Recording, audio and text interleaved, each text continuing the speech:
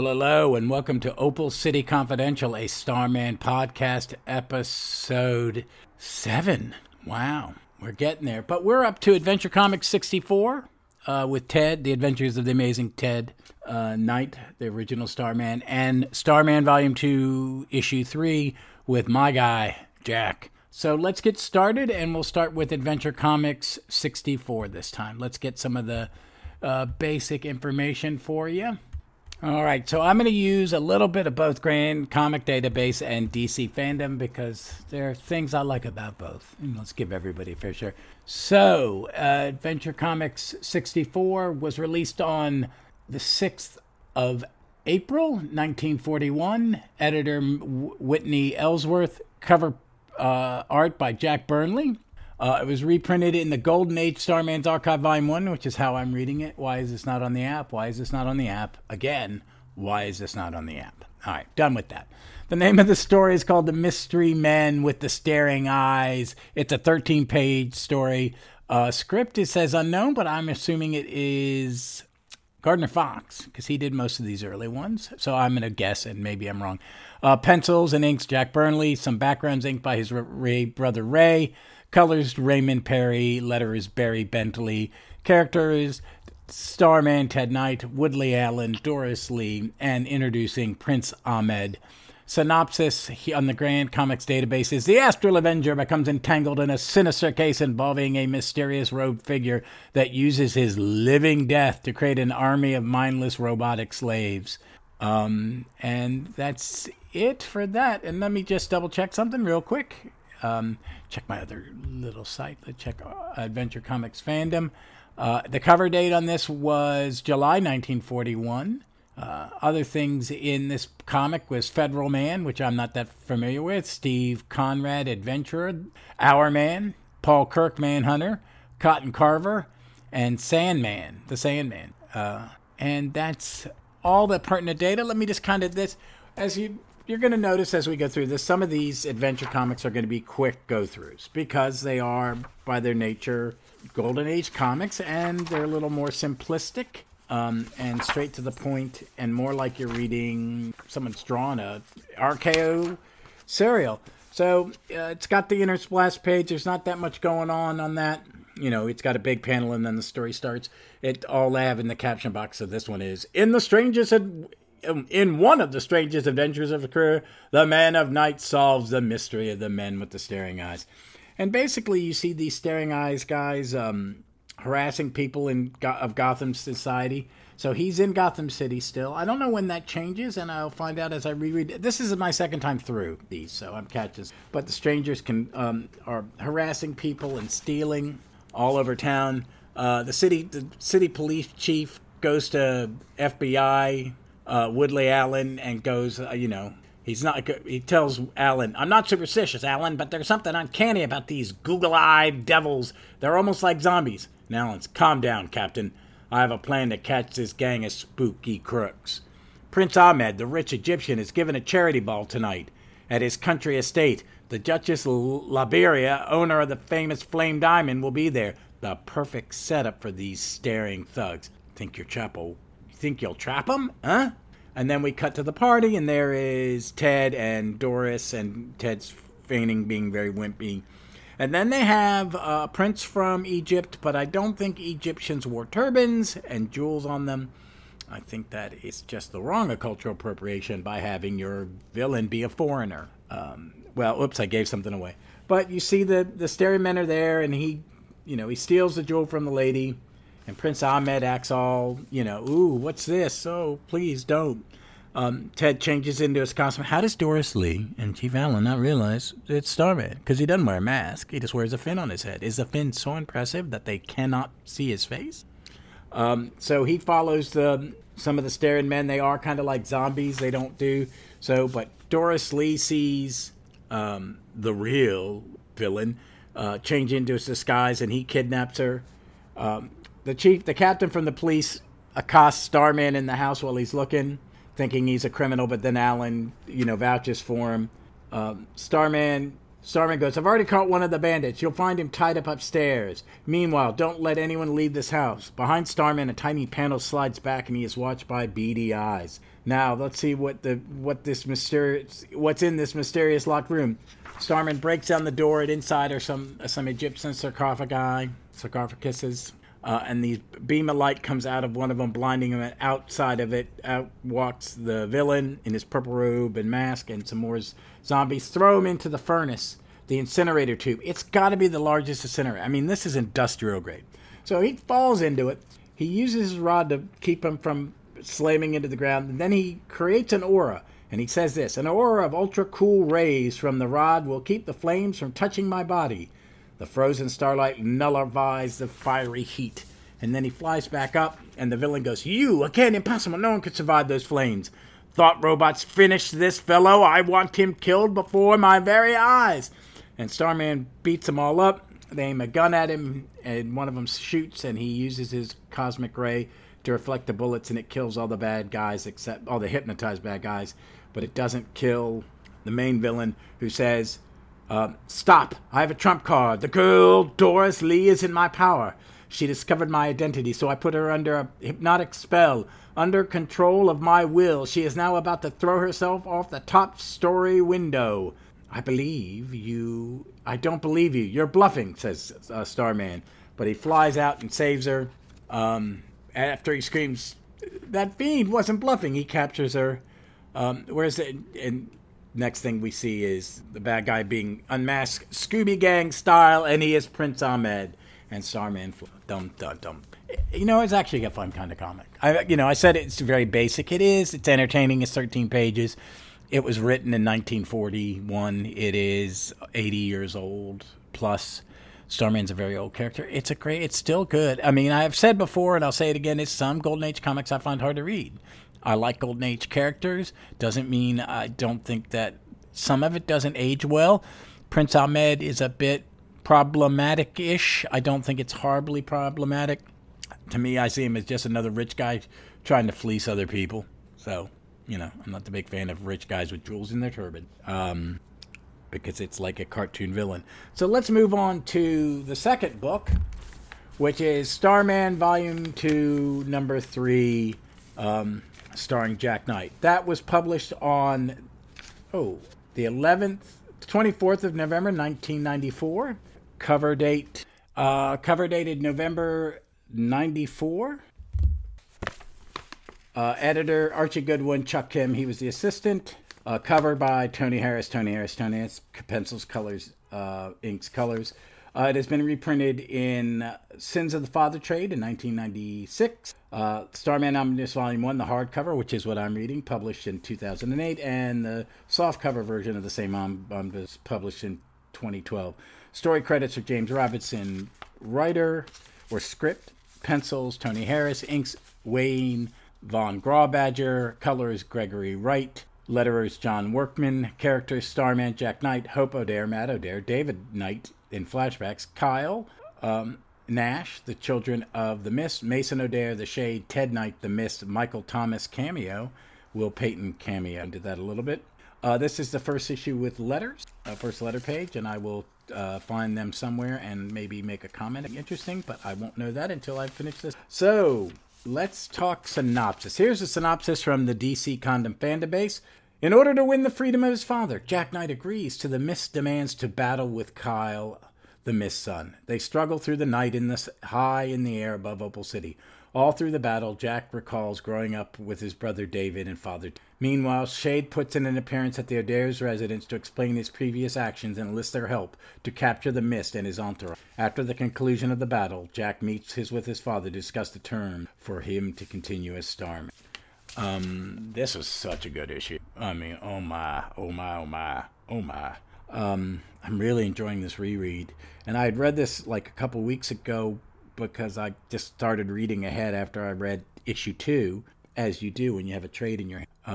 And it's just stunning. It's just so stunning. The first page is just great. It's one, Tony Harris's art's getting better and better.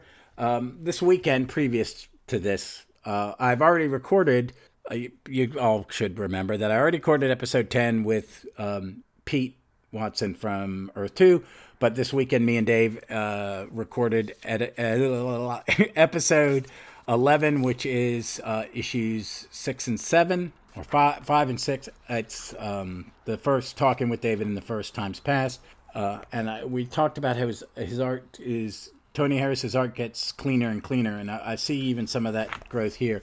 But it starts with the O'Dares just hanging out in their house, and and he's getting ready for the battle with Nash.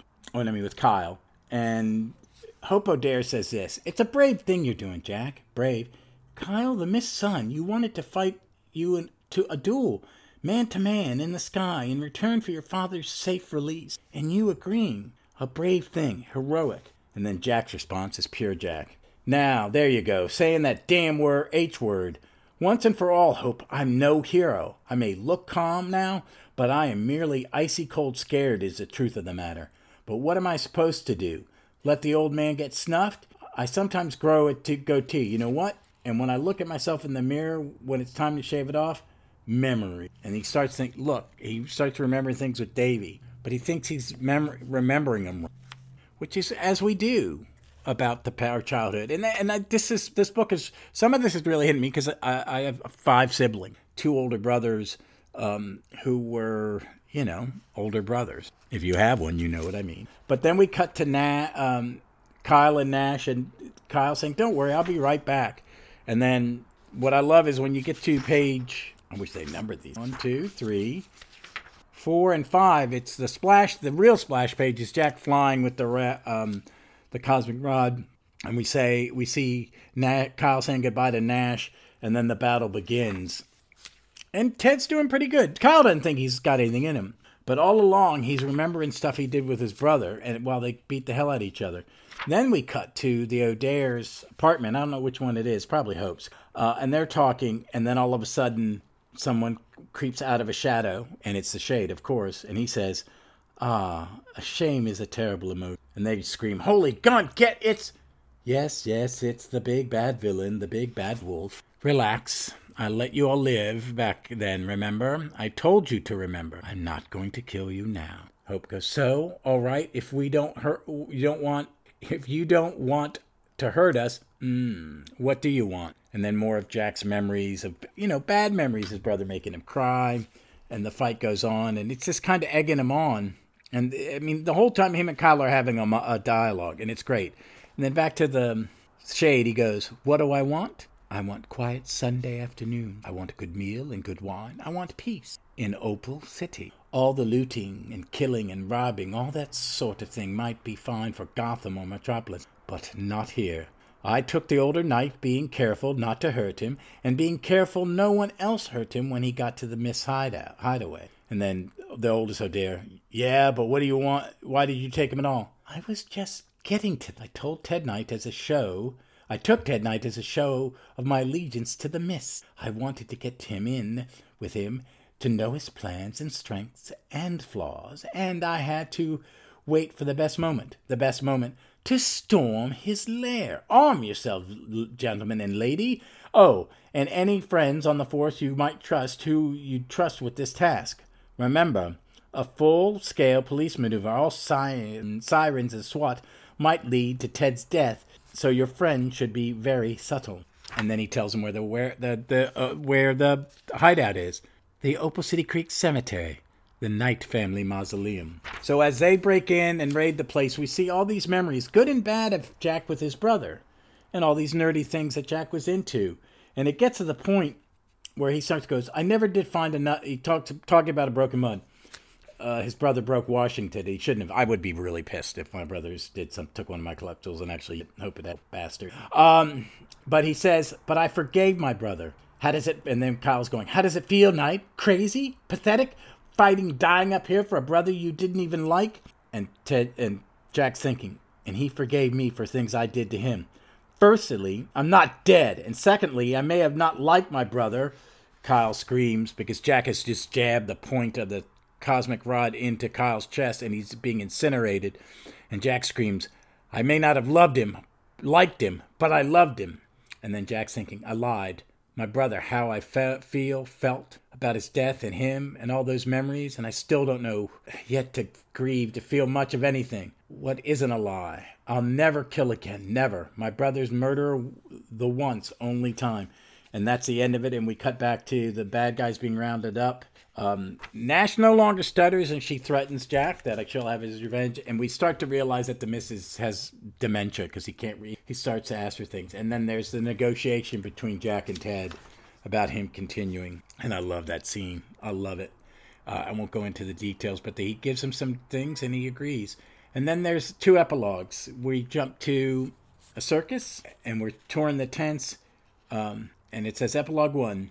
And right above the last panel of that page is, his blue skin and alien tongue brand him a freak. And the sign says Cosmic Geek. And among the freaks, he sits in chains as the people come to poke and stare.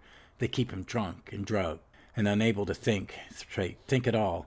He almost remembers he once lived in another place, a far-off land. He had a love. He was happy. And once, he was Starman. And then Epilogue 2... and we see we're in space on Throne World. We see a statue to Prince Gavin. And then the word balloons. He remembers a fight, a war, against a man with a moon on his face. He went to his death with a snarl and no fear, but he didn't die. Instead, he awoke in pain as scientists, screaming, babbling, he didn't understand, swarmed around him, probing and testing his body. These tests, each agony, each more painful than the last. He's powerless, he's a prisoner, and he's not sure how much more he can stand. His name is Will Payton, and once he too was Starman. And that is the end of that arc. Well, it's not really the arc, because there's a day in Opal City which sets up the next arc. Well, there's a lot, I have a lot of thoughts on this issue, and they're all good, and that's a good thing. I really am enjoying this reread, I'll say that. I like how it's this use of the O'Dares at the beginning, and with especially Hope calling Jack a hero, and he doesn't want to hear that. He doesn't. This isn't about being a hero. And like that quote I talked about where he says, this is about his dad and his brother. And he starts remembering things about his brother. He's in the process of grieving. And we're 4 issues into Jack's adventures, and his brother died on page 2. But in real time, it's been a day. And him and his father, he's terrified for his father. He doesn't know how to grieve for his brother. And I found that very fascinating, and rereading it this time, looking at the fact that his memories are incorrect, that they're different, that they're fluid, that they change as he grieves, as he's fighting through his rage while he's battling Kyle, that he's remembering things more truthfully, more in line with reality, with the fact, not how he, as a little brother, remembers the interactions with his brother, and that he wanted to be dad. And David, not that David didn't, but Ted knew who should be the carry the mantle, and it should be Jack. He is the one who should be. He is the most like, in some ways, his father, but the perfect combination of his mother, because we know that from in a future issue, which I've talked about already, but you guys haven't heard, but that he looks a little like his mom, and I think that's going to come out. But I think it is because as we grow up and we have memories of childhood, we kind of self-edit them to suit us, ourselves. How do I remember my interactions with my 2 big brothers? And there's a lot. I got a lot there. Were they bullies? A little. Were we a little rough emotionally and physically with each other as brothers? And there's a big gap between us. It's 10 between me and the oldest, and my brother Bill's somewhere in the middle. And, so Huey picked on Bill picked on me, but no one picked on us. And no one else picked on me. I had that little brother pass that when I got to high school, if anyone wanted to give me crap, they'd go, you're Bill Aiken's little brother. Yeah, all right, I'm going to leave you alone. Because, they knew not that he would do anything, but that I had a big brother, and if I needed backup, I had it. I guess it was, it was the 80s, late 70s, early 80s. But, but I remember things that differently than they do. I was the nuisance. As I've talked about a lot on the podcast, I remember Brother Hugh giving me comics, teaching me how to read, to get me out of his hair. But he more than willingly taught me the history of the characters that I asked to. He gave me more comics. Oh, you like this, you'll like that. Here is the Justice League and the Justice Society. Oh, and he would taught me all that, and I fell in love with those characters. I fell in love with the Avengers. I fell in love with not as much with FF. He never got me into his Kirby love. I do appreciate Kirby, and I love him, but I don't have the love for him. Hugh does. And I'm going to cover some. I'm getting the archives of FF slowly, and I'm going to cover some of those. I'm going to do a little kind of read along, but not do like this or like Legion. Just kind of read chunks and come to and from it. But that's another thing. But I like how he is. And during the battle, there's a narrative of their relationship as he jumps in and out, and he's fighting Kyle. And he comes to that realization, I may not have liked my brother, but I loved him. And then he kills his killer and makes an oath that I will never kill again. Just David's killer, and that's it. I'm done. And I was, I had a friend whose father passed away 2 weeks ago, and I was supposed to have recorded this 2 weekends ago with Billy, and I had to cancel because they had a Zoom memorial for her dad. And I'd met her dad maybe once for 5 minutes at her wedding. She's an amazing woman called Cassandra. She's grieving, and me and Victoria, who's my partner on Gallifrey's Most Wanted, we did what as we say it's what we do. We were on the Zoom because the amount of love and respect we have for Cassandra, and the amount of love and respect that she had for her dad, even as you grow different than your parents as you get older, the love that she had for him was a great deal, and it made me think about my dad. And I grieved a little bit more for him. And so reading this story, which is really mostly for Jack, about how he's processing his grief and his love for his brother, who they may have fought and they may have disliked each other from time to time, but they had a true brotherly love, familial love, that is just great, and I just love it. And this is so much more than a regular superhero comic book. I think that is why it has its following. It's why after when this was coming out in 94, I'd been reading comics for 20 years.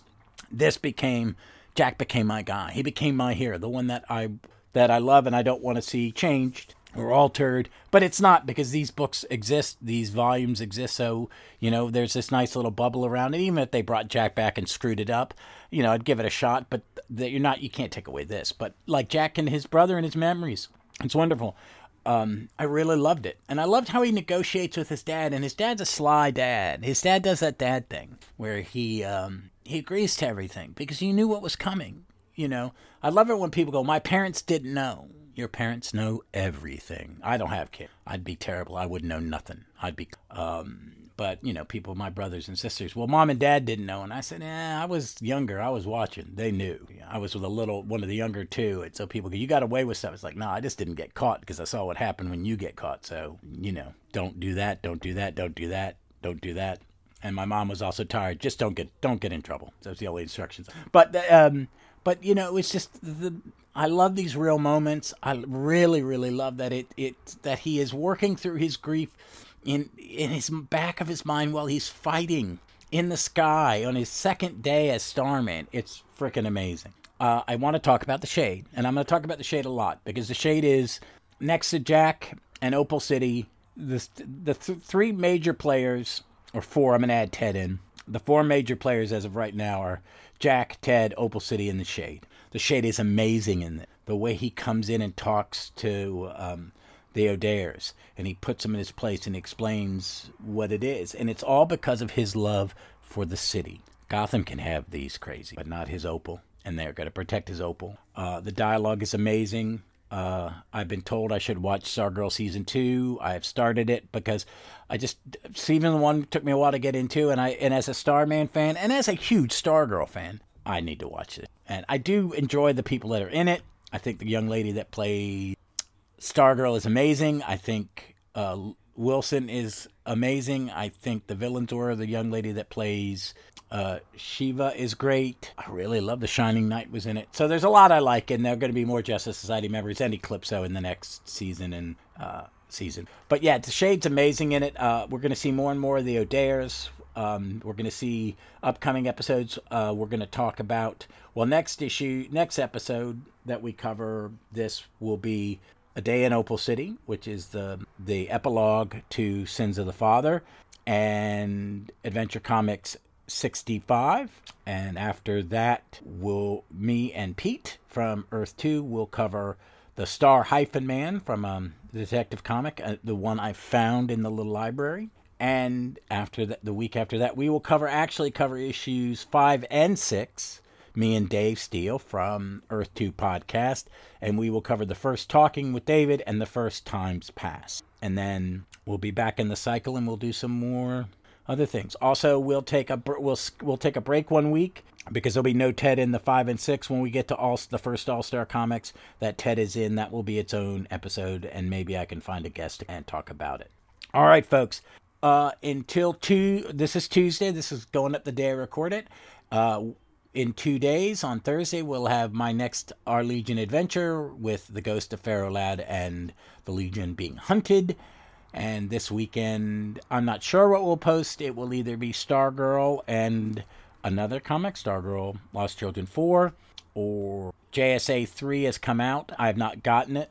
I will go get it before the weekend, so it may be that those two may be paired together. And another Danger Street is coming out, and it will be Danger Street issue 4 and then first issue special 4 with Lady Cop. But until then, be safe, be smart, please be kind to one another, and read some dang comic books.